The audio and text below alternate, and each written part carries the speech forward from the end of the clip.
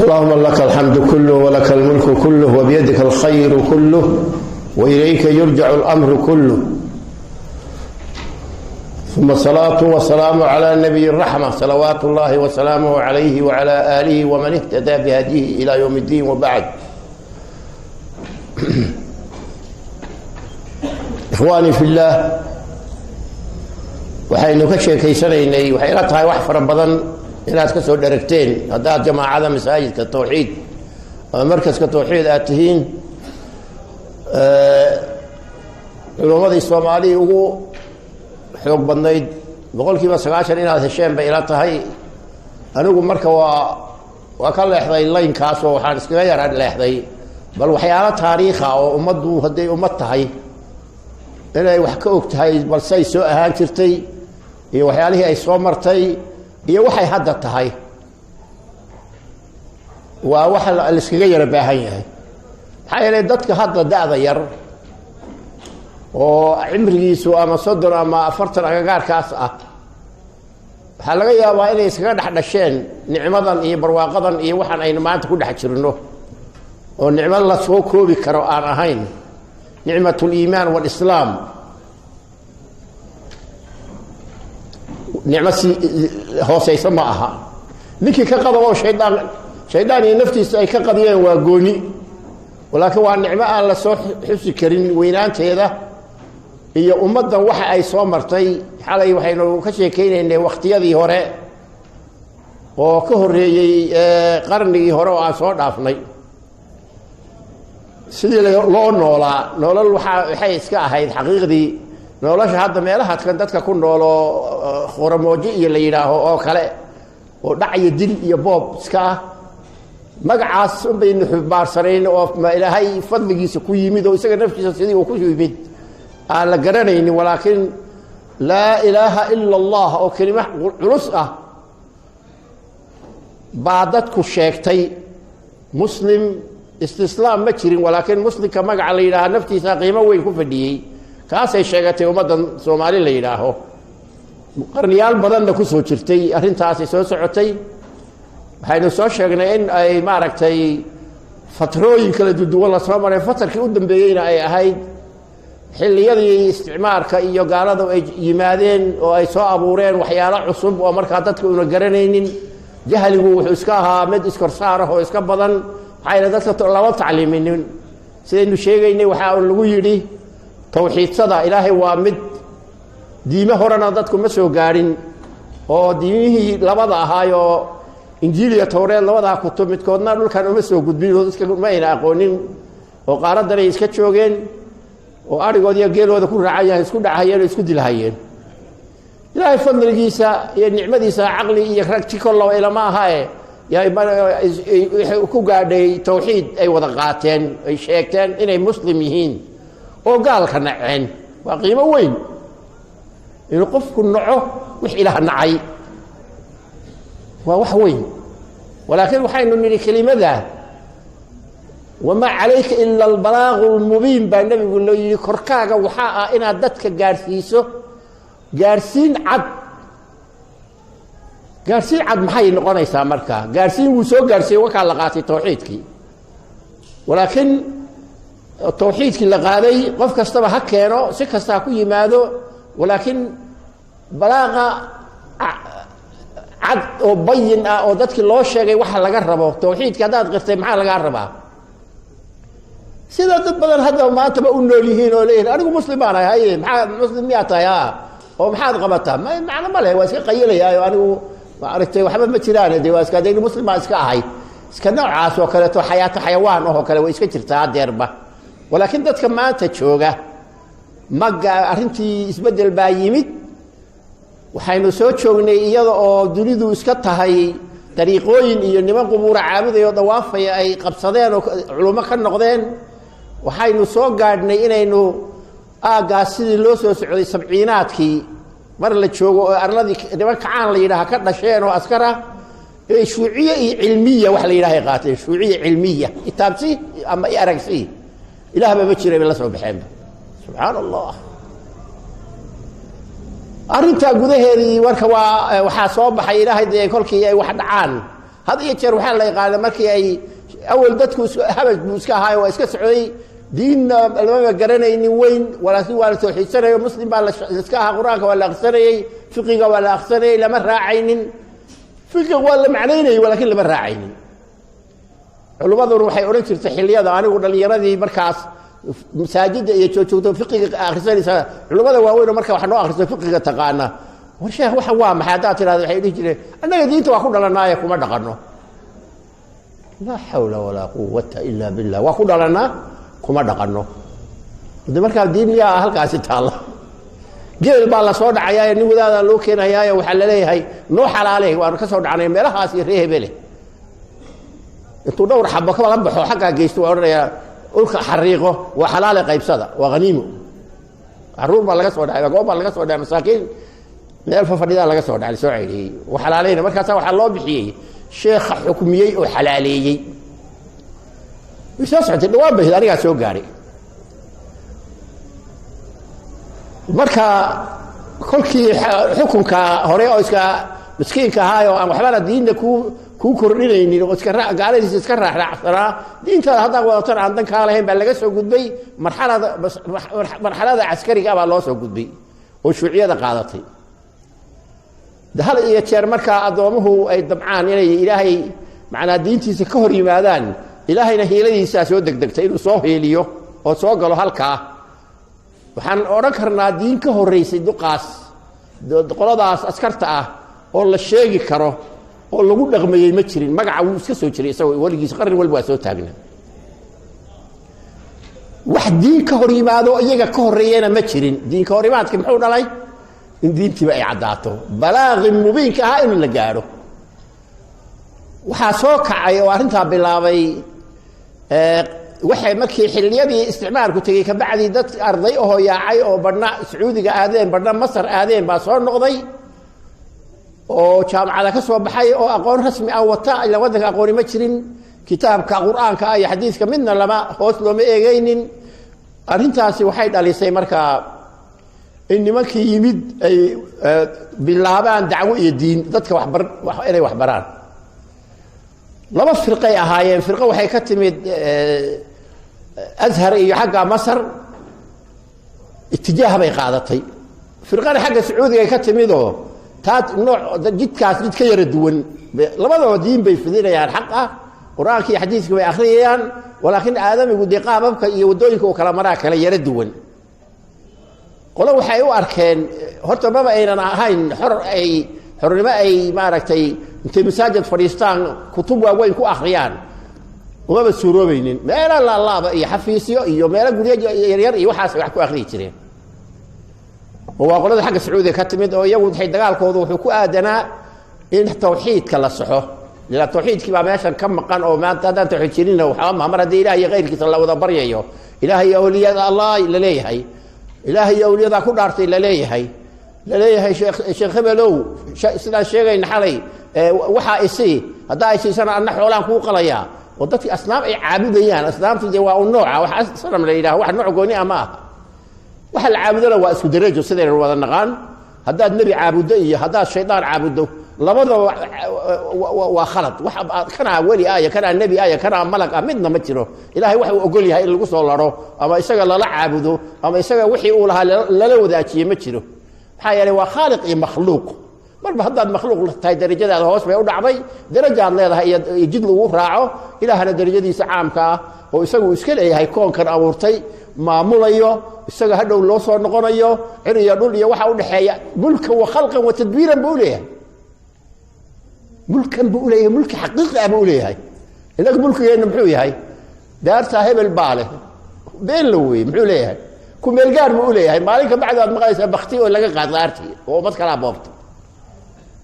waxaan maqli jiray Soomaalida tira ma guurto beer iyo guri baa fiican xagee jooga guri iyo daar qof dhimanaya muxuu leeyahay maxaa u soo jooga geerida ag taagan subax walba waagi bariyo waa loo imanayaa waxa uu suba bariyay markaas uu leeyahay anigu khalqi jadiid baanahay kuuna soo noqon maayo waxaad ii dhibataan ka geynaya waxaad igu isiiso maanta oo ii dhiibto waa ku haynaya waa amal saalix waxaad siinaysaa wax kale ma siinaysaa marka saa darteed kolkii arrintii ay halka martay nimankaasi kutubay bilaabeen nimankii xagga Masar ka yimid ninkii ugu caansanaa raxmatullaahi tacaala calayhi sheekh maxamed macallin baa kitaab ka bilaabay masaajidka qaadiriyada ay fadhiday oo geela lagu qalan jiray oo awliyada lagu caabudi jiray wuu iska dhax fadhiistay kitaabkii tafsiirka ahaa buu bilaabay xilligaa ka hor tafsiirku waa yaalay saas u saaraa kitaabka quraanka halka waana la akhriyay ramadaanadana wadaadda soo fadhiisanayay oo saa u dulmari jiray kitaabka quraanka macna laga qaadanayay iyo wax lagu xisaabi jiray iyo waxa ma jirin kitaabkii kolkii ninkii uu akhriyay ma taabanaynin dadka kan isagu qaabka uu shaqeynayay dadweynaha kan suufiyada iyo cibaadul qabuur dadka ma taabanaynin waxa kama sheegaynin uu ogaan meeshu khatar tahay hawshiisu iska watay markii uu kitaabka bilaabay mise kitaabka si aan horay loo arag buu akhriyaya yaa masaajidda jooga anigu xirkii masaajidda joogtay baan kamid ahaa xerihii xilligaas fiqiga akhrisanayo masaajidda joogay manaaqibka iyo mawliidka iyo halka ku cambuleysanayo iska aaga sida u noolaabana kolkii masaajidkii ninkii yimid mise quraankii wuxuu u akhrinayaa si aan sidii la yaqiinay ahayn aayaadkii buu fasirayaa ku dheeraanayaa ku celcelinaya wuxuu sheegayaa aayaadkan waxa ay ka hadlayaan waxay amrahayaan waxay diidayaan in la qaato in lagu dhaqmo iyo hadlaya arintana arin jirtaba ma aha waa arag waliga Soomaaliya diin la raaco waxa masaajidii soo galay oo lagu soo biiray xirtaan ribaadiyaha ahayd oo geela ka soo carartay oo masaajidda joogtay niman reer magaal la yiraaho wariya ninkan wuxuu wax akhriyay waa si aan horay loo arag aan ka faa'iideysano dadkii markaas waxa ugu darajo sareeyay secondary-ga darajada la yiraaho iskuulada jaamacada kuma jirin xilliga waa dhowr iyo 70kii wixii 70kii ka dambeeyay weeyay kowdiisi labadiisi saddex afartiisida jarimada ugu weyneed baa dhacday dadkaas masaajidda ay ka soo buuxsameen iyagoo buug iyo qalin wata oo anagu de waa dhageysan jirnay oo wax qorahaya kelimada Soomaali baa markaas hirgalay oo la yaqaan oo iskuulada lagu soo dhigtay kelimo kasta oo macnaheedu ay fahmi waayeen carabi ah hoostay ka xariiqayaan oo Soomaali ku dhigayaan waa niman dad yar yar ah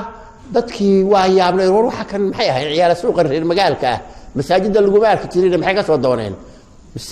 masaajidka meel fariistaan la waayay arrintii saa iyadoo ku socota oo arrintii isbedel dhacay sheekhi marka waa uu wadaa kitaabkii nimankii culimada ka ahaa ilaa masaajidka culimada haysata waa way magacdahood waligood ku soo shaqeeyay soo joogi jiray oo u dhiibay sheekha uu ogolaaday inuu meesha wax ku akhriyo culimadii waa isweydiiyeen oo kitaabkii dhanna waa kala macaanaaday oo wuxuu noqday wax macaan oo dhamayadii awal lama dhadhamaynin oo inaga lama hadlaynin marka hadalkoodii koowaad wuxuu noqday oo kaalay oo shiiku sida kale waa u fiican yahay quraanka yahuud iyo nasaara ku soo degay muxuu anaga iyo mushrikul arab muxuu anaga noogu soo duuhaya oo nooleeyahay raaca oo ku dhaqmo oo kan u leeyahay walaalo oo anaga laba hadlayo way quraanka wadi mar haduu kula hadlayn maxay idin ka dhaxeeyaa isku dad علاقة إذا كان حيث محيته علاقة إذا كان حيث محيته إنه كلها الله أمرنا كسيه أمر وإحنا كارهه وإحنا كودره تاسه العلاقة كلية إذا كان حيث هذول بكل ما هني هذا ويقولها الله يا ما قرنا إنه عرب يهود يدرك هرو الله الله يا قصص هوري وحاس الشيء أنا شغال إنه قبل أنه فقه قاسي الدين نوع يا إن رعنا الجربة على عكس كواد بالنقطة علماء إليه هنيك كني سكر وقف عني ولكن بلايا كنت وحاوي annaga quraanka dusha naga saaraya annagu muslim baan nahay muxuu dadkaas hore oo balaayada ama quraanka uu la hadlayay mu dadka dusha ka saaro ninkii wadaadka hawshiisi waa sii watay aad baa dadkii ugu soo xirmeen halkaas waxa ka yimid bilowgii isbedelka ka socda markaas dhacay oo saxwa islaamiya wax la baxday arinta la baxday soo toosidii dadkii islaamka ay hurday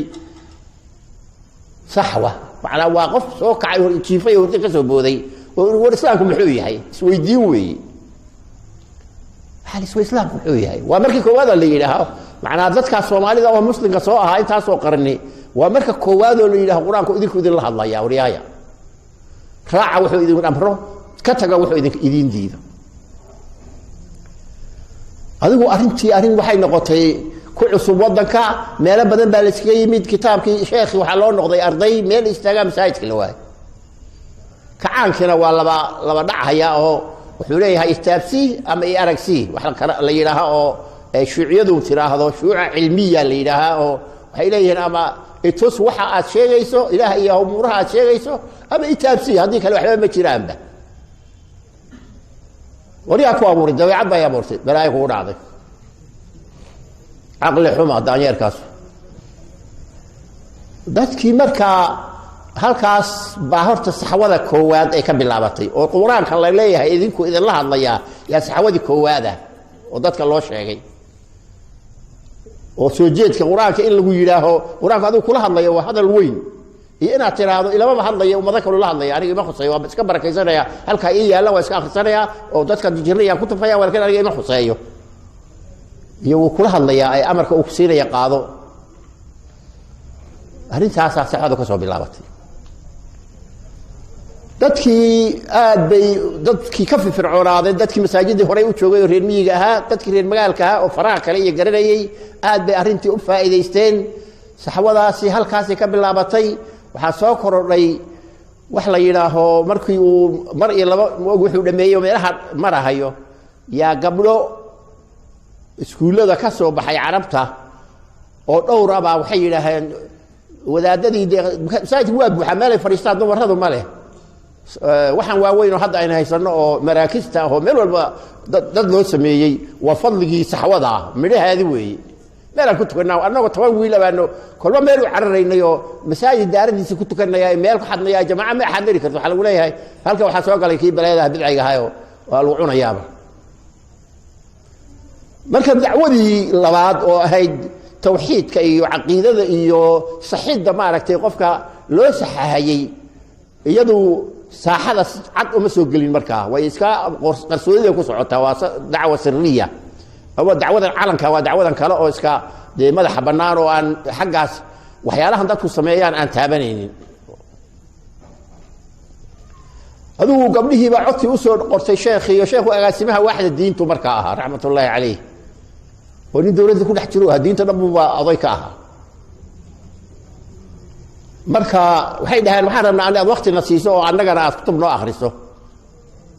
waqti buu siiyo habeenna boogi laba ahayd iyo saddex waxay ahayd oo asbuucii oga jaray masaajidna waa u qalqaaliyey masaajid yar oo meel gooni ah ku yaala yuu halkaa imaada halkaasuu kitaabkii qur-aanka ugu bilaabay iyagana gabdhuhu marka hore macnaha inay gabadh kitaab akhrisataba waa marka koowaad tilaabada koowaad oo jinsiga Soomaaliga koowaad la bilaabay maalaha waa habeenka gabdhuhu waxay qabaan dhar la yiraahdo ala tuubo jirku gabdhaha iyo ragga isku cawray ahaayeen cawratu rajul bayna surra wa rukba bayn maqal jirnay xudunta iyo inta jilbaha u dhaxaysa gabdhahana waa intaas oo kale in caraas ka banaan guntiina la qabaa ala tuubo wax la yiraahdo saa Allah waxay xabadkaas banaan waa iska nolol un la leeyahay waxa ay daran aniga ma bayna surra wa rukba laga hadlo lama soo qaado dadku marka culum u leeyahay nima badan oo kutubta dhar akhriya oo diinta yaqaan oo aad u xeel dheer baa wadanka iskaga nool hal nina oo ka duwan dadka lama sheegin taariikha Soomaali wadaada oo ka duwan dad weynahan uu la joogo xaaskiisa iyo gabdhaha uu dhalay ay ka duwan yihiin wax u kala duwan yihiin ma cibaada ma darba midna kama duwana waa isku dadkaas la mid yahay arintaasi markii ay soo baxday gabdhihii habeenkii dambe wuxuu soo gaaray wadaadkii aayadihii xijaabka amarka ku bixinayay ya ayu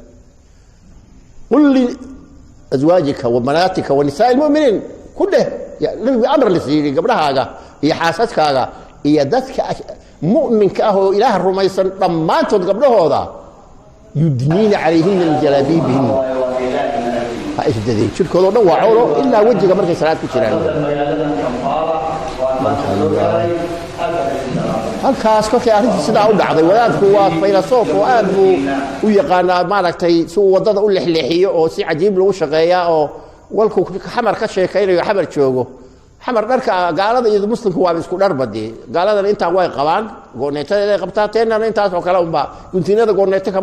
kama astur badna sida inuu ku baanaqaan inta jirka asturayso waaba inta هل أنت مركز ساستري وقبله هو معنيين قل للمؤمنات يغضضن من أبصارهن ويحفظن فروجهن ويبدين زينة إلى لبعولتهن لماك هذه محرم كذا ويقف كله يعني أبموتشن قروح ذوذا يزين ذوذا آيات كي قرآن كأكل كساء معنيين وذات كي يا قبلها أنا مرت كهرباء وحيكون صوب بالله وذا أنت كعاق الدولة كل كأنه هرني وحاب الله بتين سكول الله فرو تذكر المجال قبله هذا مرت إلى سكول هذا جيان بيطمعين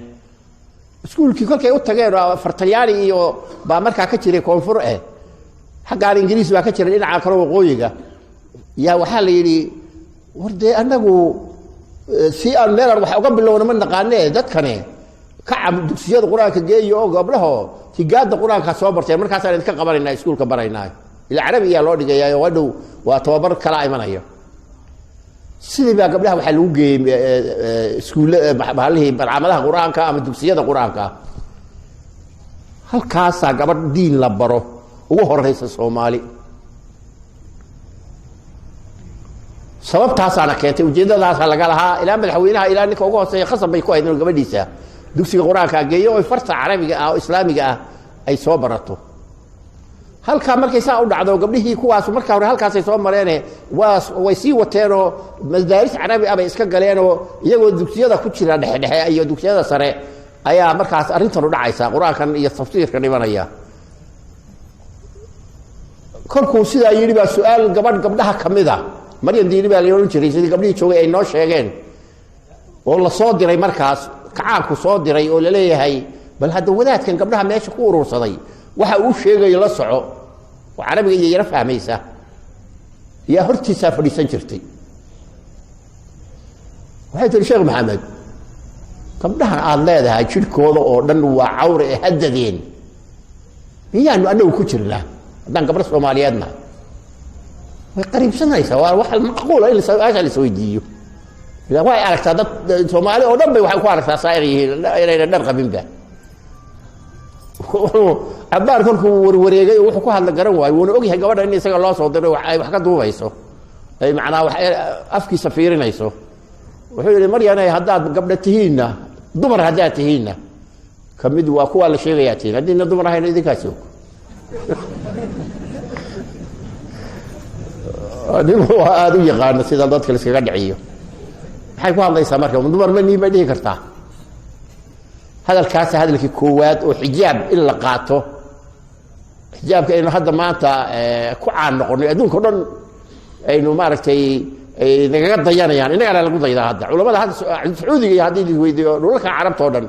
حجابكم محوية هذه ليلة حجاب الصومال بالليلة عالم يا عالم قال يا كفري ويقول لك لو عربي وحجاب غير الصومالي أو كفري لا أركو طبعا ما قضية هذا سيروها هذا سكيجا ومتى الكاس قبلها أنت هذا يدعي ودد قاوم بيسوا أركان ولا واقع يقول واقع قويين شكله نبع عورة وأنا شيء مركزي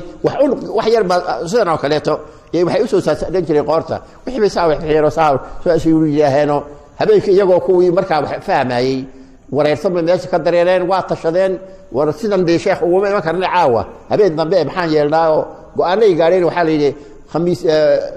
خمسان يلا ما بيقاني والشارك على عدد الدكامة يلا ونمكو قاتان الأسواق قادرنا هذه شلمد يري وح حوجا سيدي دامة أو عبادة روكلا أو كالبصار على الهيل وحلا يسوي صوتي طيب قبله والله وقعي مجتمع لي بعد وجود دري وحكوك دري هيا كعانك مركز شوقي لما وكيل كهو دين تقابل سن وخير لا ويالها يا وحيد قبلها كني داركاسي قاتين داركا كان دار سومالي ما اها قبليه سومالي دقنكودي bay ka duwan yihiin meel kala dad diin cusub baa la baray wala lugoynaya hadhow dawladda lagu soo diraya maxay yihiin horta gabadha diin doonaya maxay ahaayeen wax la yaab labay ujeedada ilayhiin way jeelka lagu guray mar waxa la yiri waa qaxaabo oo hal la baaro waa la baaray waa xaruur yar yar oo gabdho oo iska wixii kolkii la waayay adigu waa iska sii socday tafsiirkii arrimihii kolkay muddo yar socdeen arrintii waxay dhashay marka in arrintaasu ay soo kululaato oo orientationadii iyo meelihii hanuuninta dadka loo yaqaanay oo dhuminta dadka ahayd وشوعيده وذاتي باي كسو قيليو ورني كاس اورتيشنكيسو naga xoog badan kaxaysay dadkii see u galnaa waa kii marka odaygu jariyadiisii ahayd October ku hadlay oo hadal dheer laga qoray oo ku weerarahayo quraanka iyo wixii lamida iyo arab iyo waxa soo dhan uu leeyahay lid kelmad xadsayn waxa ay sumayaan waxba kama jiraan gabdhaha iyo rag iyo wiilashu waa siman yihiin waa kan aayadihi thuluth waxa kama jiraan wixii baa lagu qoray meesha Soomaaliya arrintii waxa laga faa'iideystay marka dad marka wax fahmay oo kitaabka iyo ku xidhnaa oo dhalinyaro ah rag kamid ah waa kii nin kacay oo masaajid Abdul Qaadir oo quraanka kitaabka lagu akhrinayay oo ka kacay maalin jumca ah دور قرب وكعي وساعديه سلاده مركز جمعه بوكعي عصر كي بوكعي مغربي كل كي تايب يريدوه دان لغا سو غلاي دراويش اسكر عايتي او تمد يا شيخ اللي قبطي هاد لهيي وحال يدي مركز سؤال بي ددك ويديونيه يا كو راعسن نينكان waxa uu daldalahayo sagaal wiil baa yidhi anaga ku raacsan tobankoodi waa kii la qaaday qoorta loo dheeriyay saxwa islaamiya baraaraheedu iyo barwaaqadeedu iyo firirkeedu wuxuu ka bilowday dhiiga ku daatay xamar oo tobanka ruuxa oo mujaahidiinta oo jihaad la galo ama shahaado la qaatay oo u qaalisanayd oo in ilaahay iyo annagu ma dooni ka noqdo yiri markii dambe markaas ay kama noqonayno marna wax kasta oo dhaca waa lindilaya lidil hada rabto shahaadada ugu sharafada waxa weeye kalimatul haqq قف جاء إلى الكلمة حق كله ارتماد وتراد حق معها إلهي أنه يقف آدمي اسمع رجينه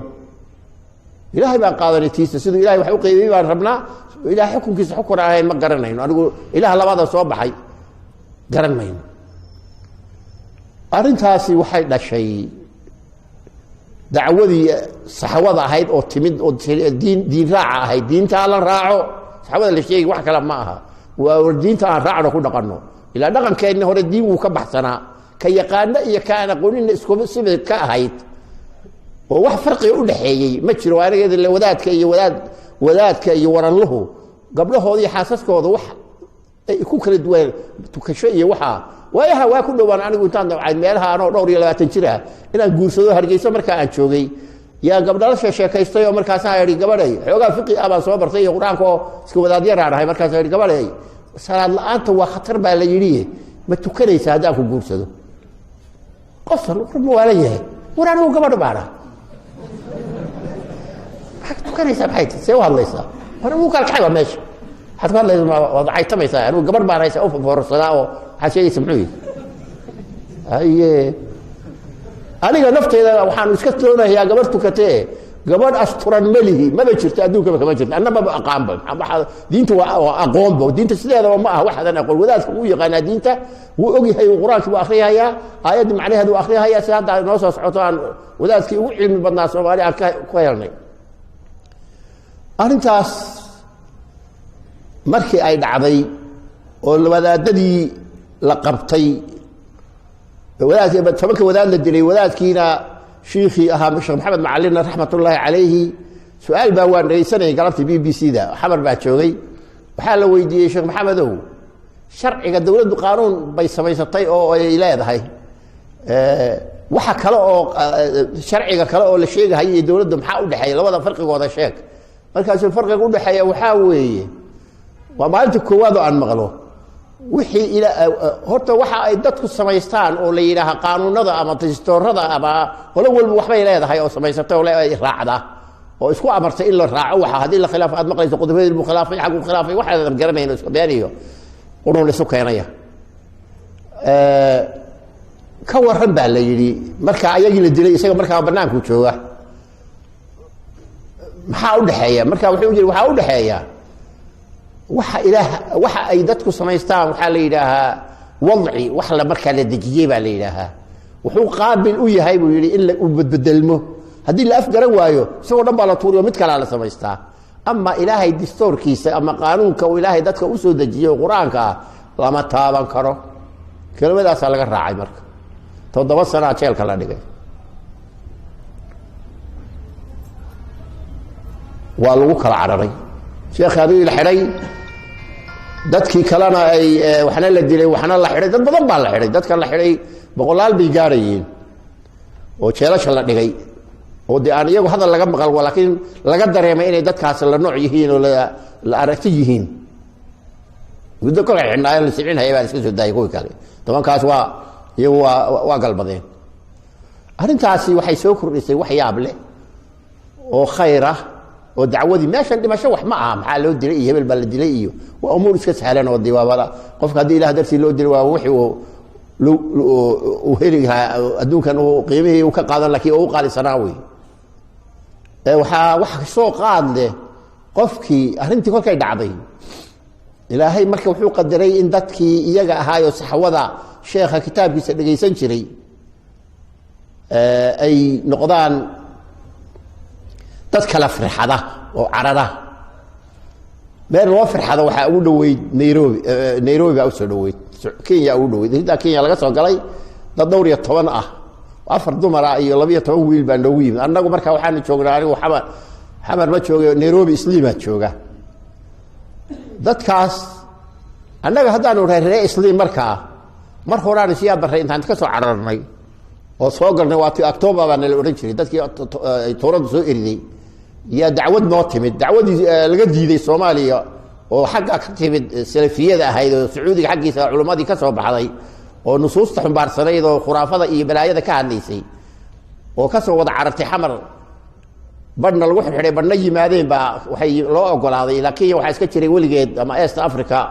waxay dhahayd meel aad ugu fiican qofku diintiisa in lagu fargeliyo wax jira ma aha maxaad caabudaysaa maxaad sheegaysaa ninba wuxuu doono buu iska sameeyaa oo iskuma qabsado annagu waxaa noo soo gudbay halkan waxaa noogu yimid Sheekh Nuur Cali Colow ninka la yiraahdo oo ugu horeeyay nimanka salafiyiinta ah oo dacwada salafka odayga u ahaa masaajidka yaro hadda quraanka lagu dhigto noogu akhriyi jiray kutubta Nairobi niman badan baa yimid ilaa Gaarisa ilaa dhulkaas oo dhan macaahid baa laga sameeyay dacwadaasaan anagu dadkii markaa joogay wadaadada ahaa aan ku taasurnay oo salafiyiin baa la baxnay anagu halkaas u joogna yaa waxa soo burqaday dadka ka soo cararay xamar oo la soo laayay firxadkoodii dadkii baa guriga loo ijaaray waa la soo dhaweeyay wadacaway bilaabeen dacwada East Africa hadda maanta ka jirta oo midana ay kamid tahay oo midda weyn oo hadda uu sigiska laga jeediyay masaajida ku yaala Islii oo hadda aan bad cadadkooda la tirin karin hal masjid oo aid la yiraaho sideedka oo jiingad marka aha yaa jinsiga Soomaaliga ah ila waa dad ka qalooda dadka oo nooc kala ah oo dad hindiga iyo masaajid kale waa jireen laba gali karo oo laga soo cararayaayo kaas la agtuba yahay oo ciliiri ah adigu halkaas ay dadkii yimaadeen dadkii marka ay u yimaadeen oo marka halkan joogay iyo iyagii yimid baa iska wada hadlay xoogaa fikrad baa isku khilaafsan yahay oo anagu waxaanu nahay fikradii xagga Sacuudiga xoog nagu leh iyagana fikradii sheekhoodii ay Sheekh Maxamed oo xoogaa ka duwan oo anaad macna waxa kale farqi kale ma jiro quraanka si baa loo akhriyaa walakin farqiga wuxuu yahay qolana waxay rabtaa inay xoog saarto توحيدك أي عقيدة وضدك على قصة وحنا أي عابدية أو بلايا ka bacdina dadku haday waxa ka fuqaan loo cadeeyo wax kale ka maqan qolana waxay leedahay ma hawshaas ay noo dambaysay dadka aan diintooda u sheegno oo diintu waxa ay sheegayso aan u cadayno wixii ka dhacaya ka dhacay labada qolo marka waxa dadku u soo degdegaan oo ay marka xilliga isaga la jecelaystay qoladii aan waxba caqiidadooda ka hadlaynin iska kutubta akhriyeysay oo diinta u cadaynaysay halka horkaan isku nimid labada dacwo dadka ahaa waa kulanay waa baa la gaaray iyagii waa u bandhignay anagu inaanu nahay niman salafiyiina iyaguna ay xoyeen yihiin qola kale oo xoogaa fikradeeda ka yara dambe ka duwan tahay waa ka niqaasnay dadku waa dad dhalinyaro ah maskaxdooda markiiba waa isbedeshay isku mid baa noqday Maxamed Cusmaan ayaa kamid ah dadka waaweyn oo meelaha jooga umal iyo laba yaqaan dadkaas ma baa dhalanan baan u maray dadka aad loo yaqaano dacwo halka gabdhihiina waxay dhex galeen gabdhihii gooneetada qabay oo madowga ku dhashay dhulkan oo sujuubiga loo yaqiinay bay dhex galeen wiilashiina dadkii bay dhex galeen guryaanu kiraysanay kutubtii baa noocay u tahay baa la akhriyay xagga waa isku keenay fikradihii baa aan midaynay waa halkaas dacwadii ka bilaabatay saxawadii Soomaaliya awal baxamar iyo agagaarkiisa ay ugu dhaweeyday iyo xoogaa Hargeysa ahaayo iyagana aan badnayn oo loo yaqiinay oo marka ayagana iska hooseeyay oo dagaal baa lagu hayaa manaadiqdo dhan looma ogolayn dacwadu xamar bay marka ku urursan tahay laakiin xamar dad badan baa waxa fahmay wax saxawa ah dadkii saxawada ay keentay ah oo dacwadaas bidhaamita ama cadaynta xaq la dilaaciyay raacay adigu dadkii iyagoo isku duwaba marka waxa la aasaasay dacwadan dacwad salaamu calaykum la baxday oo isli ka bilaabatay oo marka raad weyn yeelatay qablihii meesha ka yimid waxay marka go'bay huwanayeen oo waxaan lagu la dirirayo lagu dilay xijaabkan hadda la yaqaan oo weyn ma aha go'bay isku laabaysa isku u wataan oo iska huwayeen ee dhaxal ku wadeen in xijaab xurteen laba kala yaqaan ila si kala uma banaanay halkaas waxay la kulmeen gabdho hindi ah oo hindiga sunniga ah oo dhar fiican qabo 50 tan oo kale dhar ah cambuur qaba iyo xoogaa yar oo bahalka kan korka iska saaro oo kan hadda ay iyagu ballaaristeen kuwii bay la sheekaysteen waxay yiraahdeen see loo helaa dharkan wax taqla ma taqaanaano nimankii sharqaalayaasha bay u geeyeen oo yiraahdeen sida aad doontaan noogu tala waa loo talay waa la waxay yiraahdeen sidan hadda uu yahay oo ay gabdhahan hadda inoo jooga ay u qaataan dharka iyo sidan aan rabnaa mid koro oo saas oo adag iyo mid kale oo adag oo isna hoosta ah oo jirka oo dhan qarinayo ikide wax talaha sidii loo sheegay uu garanayaa sidii uu talay dib baa loo diray xijaabkii xamar baa loo diray oo dadkii xamar joog ku dhuuban hayay baa loo diray bal hadda iska dharkaas jiray ogaado dharka islaamku waa kaas halka kan isla markii waxa ajiibay oo dacwadii qaatay dadkii yaryaraa oo dadkii sujuudiga ahaa oo gooneetada qabay oo Soomaaliga aan aad u garanayn ilaa xiga aad isma dhaxgalin oo dadku waa dad iska dhulka ku koray oo ku dhashay ku weynaaday oo Soomaaliga ka hadlayo oo aan waxa weyn ba fahmayni dadkii uu si degdega ay waxay u qaateen dacwadii waxbarashadii baa loo furay dharkii bay markiiba qaateen kuwa adkaanay dharkii dadkii dad wadaada bay noqdeen wali hadda baqiyadoodii waa sii joogtaa dadkii xilli fog bay ahayd 50 sano 45 sano meelahaas faadma aar ayaa ka sii hadda aan ka sii garanaya gabdhihii waagaas bilaabay oo wadaadada noqday oo hadda ilaa ilaa inta dacwadii fidinay sidii u sii wada waxaa kaloo marka halka ka soo baxay halka horta dacwadii way caga dhigatay si fiican baa loo bartay wadaad baa marka habeenkii dambe culimada Soomaalida ah reer galbeed oo Soomaalida galbeed ka timid ah aqoonta ugu sarreyso oo qof Soomaali u leeyahay xilliga adduunka meel buu marayaa leh oo naaxi ah oo wax walba yaqaan oo dunida waxuna akhriin aan jirin yaa Nairobi joogay gabdhihii xijaabnaa kolkuu arkay buu ka carooday masaajidka yaraayo Soomaalidu ay ku tukanaysay iyo odayaasha inta uu galay wuxuu yiri odayaal yahow gabdhaha kan balaayada lagu daday madow idinka dhalay Soomaha dayuusiin baatiin qiimadaas u adeegsaday waxba salaad la idinka aqbali maayo haweenkiini iyo gabdhihiini baa ciyaal biidka xamar ka soo cararay aad u dhibateen oo guriyo madmadow kula jiraan dhulku cagta ugu dhuftay arinta markay dhacday marka mushkilada taagan maxay tahay macnaa waxaan uga soconaa oo maxallu shaahidku yahay dadka Soomaalida oo diinta yaqaanay maxay diinta ula dirirayaan waaqiga ka adag sideedaba diinta hadaan lagu dhaqmin lama garanayo waa magac waxba kama jiraan wadaadkii habeenkii anagoo meel ku shirsan oo meel wax ku akhrisanayno dad meel ku ururinay oo wax dadka la farmarayo oo hawl lagu dhex jiro yaa nolosha sheegay Sheekh Cabdi Aziz masaajidkii ay buu ka kacayo wuxuu yiri odayaashii dayuusiin baatiin salaadayda ka aqbali maayo caruurtiina waxaad u dhiibtay dad aan diin iyo waxba wadan ciyaar suuqa kii waa runtii meeshaas abaal weyn bay lagu leedahay dadka Soomaalida ah iyo mid damba tambadii hadda iyadoo dhib ma jiro laakiin meesha rasmiga ah halkaas ay ummadu ay ku badatay boqolkiiba 80 ka joogaan halka markaas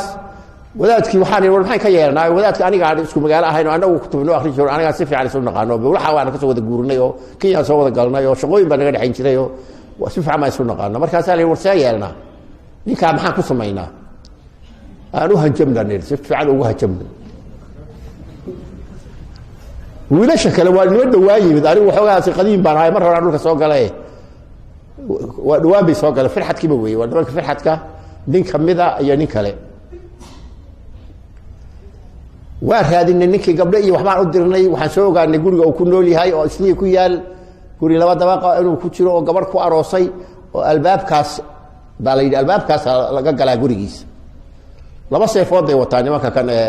dhalinyarada oo saxawada ah illa hadidaal rabaa markaa hawl kale looma socdo albaabkiisii baan garaacnay intaasaa guriga u fuulnay meel jaranjare ah markaasaan yuu soo kacayo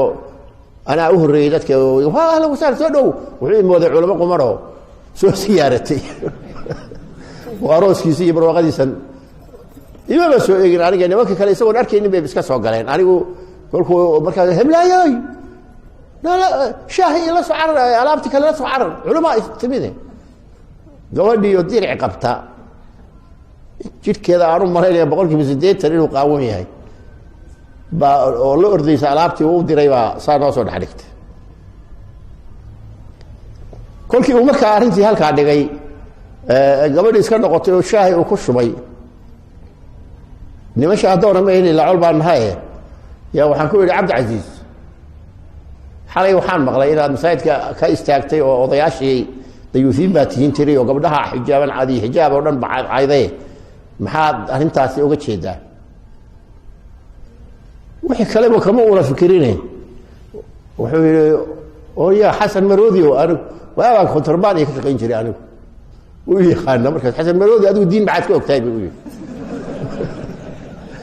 marka waxaa waa runta xasan maroodi waan anigu ahay diin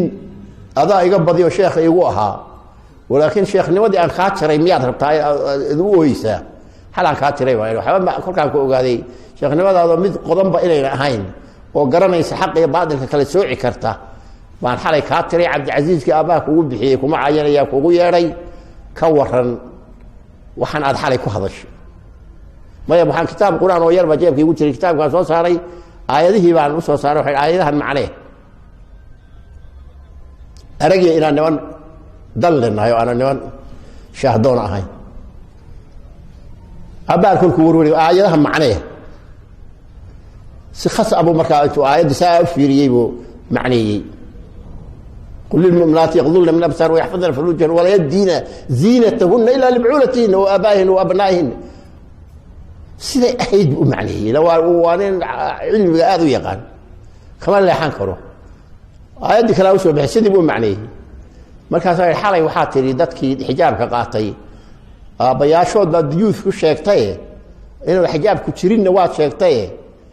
maxaad uga daleed hadda waxaad leedahay waa inay jidkooda qarsadaan aayadii baa sidaa tiri adna saasaad leedahay oo ku raacday maxaa kugu waca markaas anagu arab manihin الجهل انت اللي يعني ninkaas caalimka ah oo aqoontiisa inta leegtay wuxuu leeyahay aayadahan waxa lagu la hadlayaa carabi annaga shaqo kuma leeyahay annaga Soomaali baan la yiraahdaa macnaha ujeedada hadda kale waxa uu soo qaadanaya waxa weeye dadka aqoontoodii aqoon shaqeynaysa ma ahayn oo inaba iftiininaysa nusuustan diiniga in la raaco wuu yaqaanaa ninkii afkii uu ka yaqaanaa inay sidan tahay xijaab yahay jirkooda cawra yahay haddana wuu ka dagaalamayaa wuxuu leeyahay haddii la weydiiyay wuxuu leeyahay annagu ما بيهم دتكاسي دتك لا هادلي waa carab war carab hadii la hadlayo diintan tan carab baa la mise islaam baa leh oo adduunku dhan bay ka dhaxaysa inagu haday carab la hadlayso maxaa adigu maxaa ku agrigay ma biskii tagno inagu adigu halkaas dikii kolkaan cabaar kaga qarqarsiinay waan ila caawade maanta anaga dadka soo hor qaaday habeen dambe ma soo hor qaadayo bal dib dambe waxa uu noqo ku aragnay inaad tahay jaa'ir ilaahay aayadihiisa cadcada rabaa inayna soconin oo quraankiina kuba sheegay waxaan annaga ban khusaynin oo banaanka dhigay sida shiicadii oo kale shiicada tiraahdo kitaab faaduma la yiraahdo jiro oo qarsoon oo sunniyiintu ay diideen adigu dacwadii halkaas bay aad ugu midho dhashay salaamu calaykum ويصوفي الضيو هكذا وان ويتمد هلكي كبلابتي خير بدن با كدعي مساجد كاسير وهلكا ku yaala marka masaajidkan ma dhisnayna yaa wax ay ku akhri jiray Sheekh Ali maxaaninki Sheekh Ali Culuw oo salafiga ahaa salafi loo yaqaan ugu horeeyay hadii ugu horeeyay ku dhawaaqay buu ahaa marka horta dacwadu halkaas ay soo martay maxay dhashay hadaba sax waa maxay ka bedeshay caalamkii sax way maxaad bedeshay aan weydiina bal maxaa jirin oo ay keentay macnaheedu iyo qiimaheedu iyo waxay tahay iyo waxa caalamka ku soo kordhisay waa in la dareemaa maraakistan in dhax fadhino iska daa inaan madaxa soo gelin ee dadka anaga markaa dhalinyarada ahaa meelad darbiya ama guriyaan qolol baa intaan kareysanay baan ku dhex tukan jirnay markaasna ma jirin meel gurbaan lagu garaacanayo niman ay arin ku qalanaya kaliya jirtay Soomaaliya hadda Yurbi Amerika ka hadli maayo raggeedii baa hore uga hadlay baan u malay ilaa 150 markas oo kuwan ka waaweyn baa la igu sheegay Soomaali inta degan tahay baan anigu inta badan marmaraa inta markas oo magaalooyinka waaweyn oo hadda Soomaali sheegato ku yaala 80% waxa gacanta ku haya saxawada dadkii ay dhashay oo diinta fahamsan oo quraanka iyo xadiiskii iyo tawxiidkii iyo khayrkii u fasiraya dadka waxa inoo dhashay intaas oo gabdhood oo gabdhihii gaarsiisnaa maxaa salaad iska daayay kulkii lagu soo qaado xijaab markiisa daayay salaada la yaabahayay inay maanta ay gabdhihii wiilasha ka badan yihiin iyaga wax faada oo wax walba saxawada dhashay macnaas dadka Soomaalida waa inay saxawadaasi u arkaan khayr u yimid kii ugu weynaa adduunka dawladda burburay iyo waxaas wax qiimo leh malaha ama burburta ama dawlad maxay noys iyo dhulka ilaalinaysay baa la dhihi jiray dhulna muxuu ilaalintiisa oo taraya aan ilaahay lagu caabudeyn dhulka ilaahay kulka lagu caabudo dhul yahay dhulka waxa loo goglay in Allah lagu caabudo looma goglin in gurbaan lagu garaacdo oo lagu ciyaaro oo la xumeeyo oo wixii ilaahay xarimayo dhan lagu dul sameeyo oo ma aha marka saxawadaasi dadkii Soomaalida ahaa aad bay uga faa'iideen marka ay halkaas soo gaadhay markii dambe waxa bilowday dawladii iyada ahayd iyadoo aad dagaalada badan wada oo mar 10 kala xidhay oo inay dishada macday oo arinta haddana ay socon weyday oo iska socoto xoog xaafadaha habeenkii kolkii dadku seexdo 5 saac 6 saac baan isugu iman jirnay oo shaqaale soo la yiraahdo xalay ii muuqday aawe aanu shiriir jazaahullahu khayran markaas nin u baxa xalka ka bax xagga ka bax waxa ku nool maxaa marka farq noo aha duqiba waxa ku kacay waqooyi baa laga kacay gudubna waa laga kacay xabad baa ku bilaabatay weerarka annaga nagu taagnaa hadda xaafada aan deganayn oo Madiina ah ba sidaan u taagnay iyada masaajidii baanu ka faa'iideysanay oo awal waa masaajid aan gacanta ku haynaba ma jirine dhowr masaajid baan ka horeynay wixii taagnaa suufiyada ah ila tabar ma lahayn dhalinyaro timid masaajid waa la qaaday waa la tujiyay masaajid hadda xasan xuseen loo bixiyay hadda ku yaala xaafada isagoo halka fadhiya ninkii suufiga ahaa muraaqibkii iyo waqtiga akhriyay oo doonahay inuu maghribkii galo la adamay baa soo galay oo markaas inta ma habeen iyo jeelka ka soo baxay ماشي انتان هرتيسا مره dhaafay baan iska galay salaadii aqab ya walad intaan ku iska galay salaad saas uu fiiriyo wuu yahay awal dadku wuxuu sheegay bicaygi halka ka soo cararay kuwii hore oo la xareeyay oo dilka lagu xukumay kuwa marka dilka xukumana yaa lagu daray dib loo arki maayo mise anoo socdaa iska imid way dibacday dawladii waxba dhacay marka waxa samaysmay ururo annaga naftaanada nishaadka annaga hadda marka hore aad baan loo daba socday oo ilaa 9 dawlado marka anigu hadda jeelka ka soo baxayay niman baa ay yimid oo xogaa ilaahay ii soo diray oo isaga waardiyaashiisii ahaayo dhinac ka qaraabo iyo wax iska soo galnay markaas la ninkan maxaa ku xidheen ninkan waxa ku xidhnay baa la yiri waa kacandiid bay wuxuu ku jawaabay maxamed guuleed ninka la fadhiyay oo wax u qori jiray waxa weeye buu yiri qaran dumis qaran ba maalintaas ay ugu horeysay oo muxuu qaran dumis ku yahay xaafada Madiina isaga ka taliye kama siyaad barka kama taliye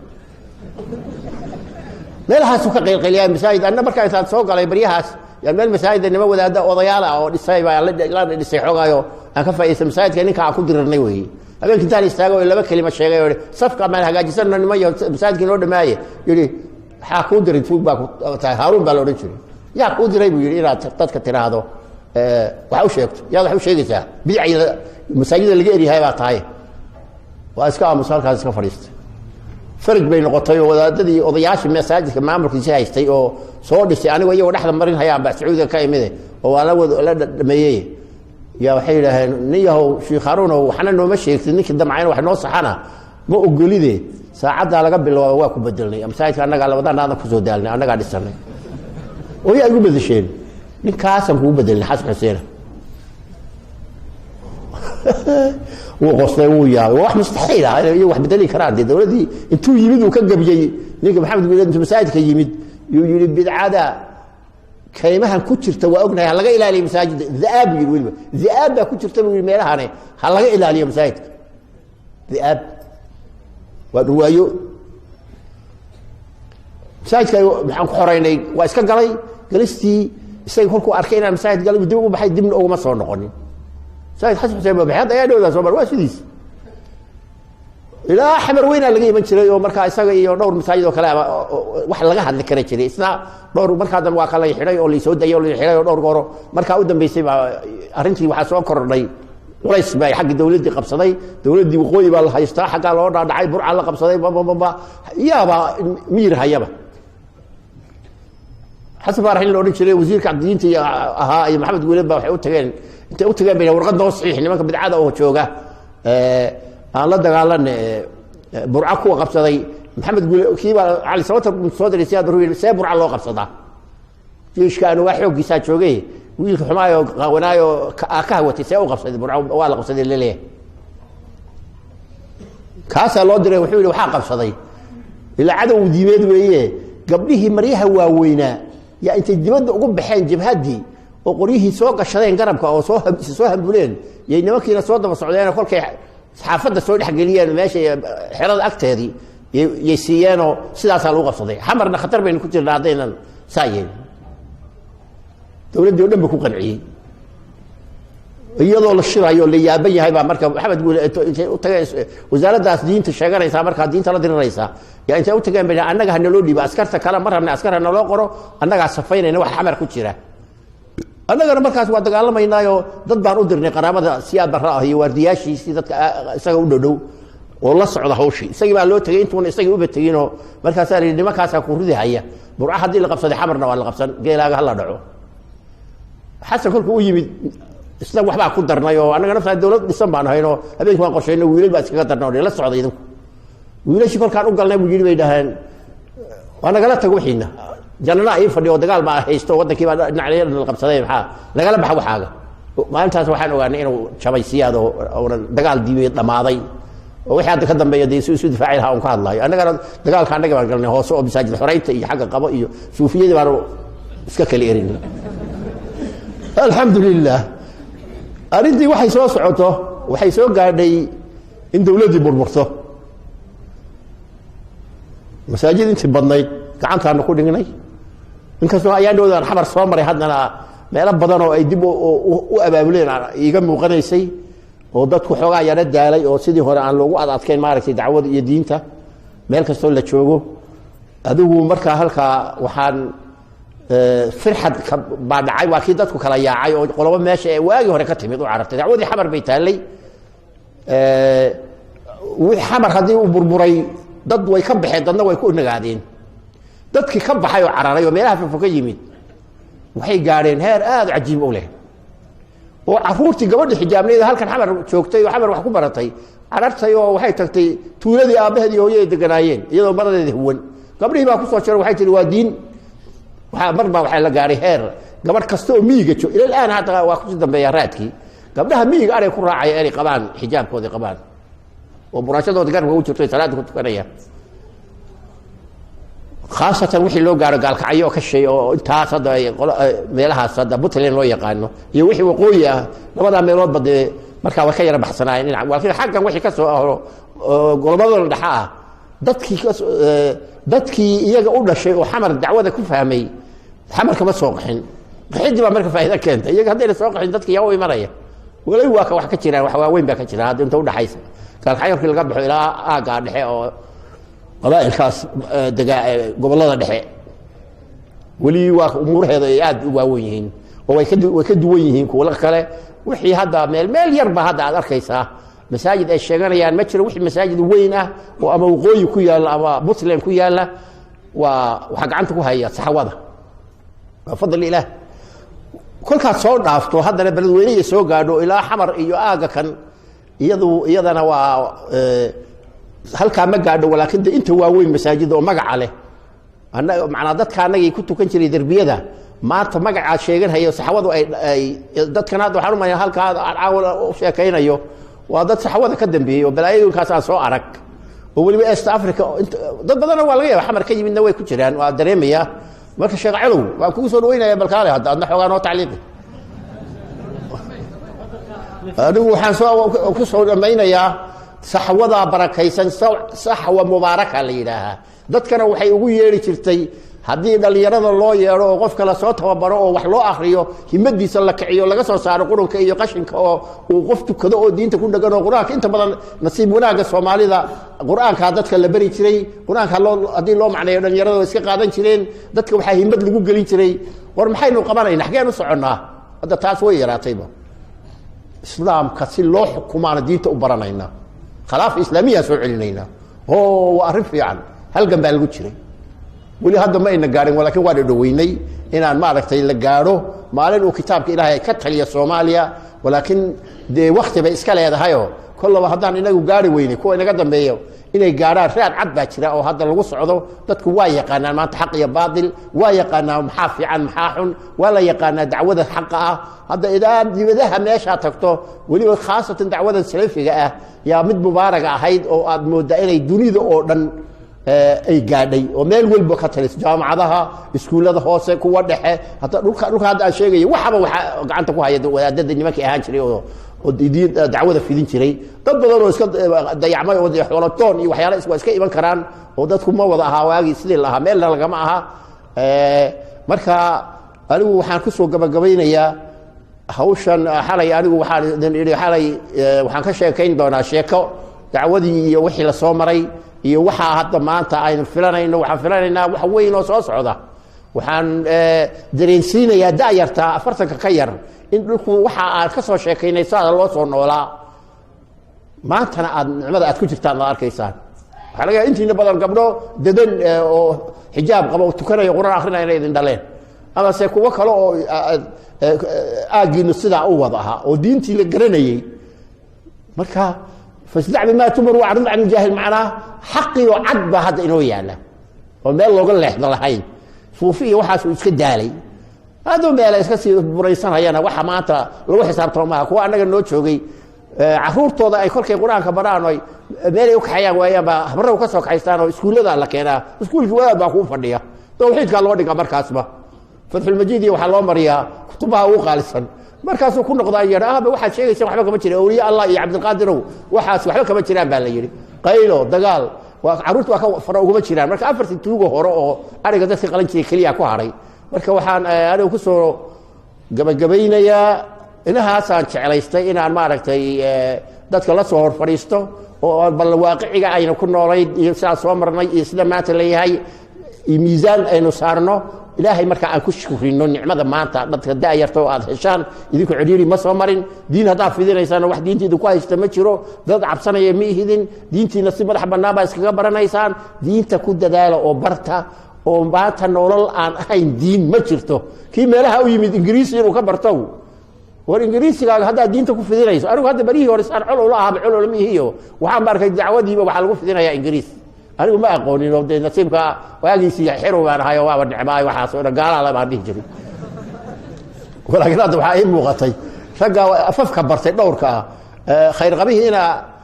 sheekh cabdiweli ahaa maanta intaasoo afku aan waxba ka garanay iska daa ingiriiska afafka ku hadlayay ummad baa u baahan markaas ay dacwada u fidinaysa haddaadan afaf badan aqoonin walaakiin ha u baranin afka shilimaha ku urursan war shilimaha oray baa ilaahay kugu qorayo wixii aad cuni lahayd uurkooda aad ku jiraan lagu qoray waxaad waxaad ku doonto afka kan dacwo ilaa ku fidiso oo diin ku fidiso oo ummad ku gaarsiiso hadaad Yurub aad iyo hadaad Mareykan aad iyo hadaad halka joogtaba iyo hadaad dhulka ku noqotaba ugu baro inaad ummadda ku anfacdo oo diintaada aad maaragtay wax ku tarto maxaa yeelay asalku meel baynu u soconaa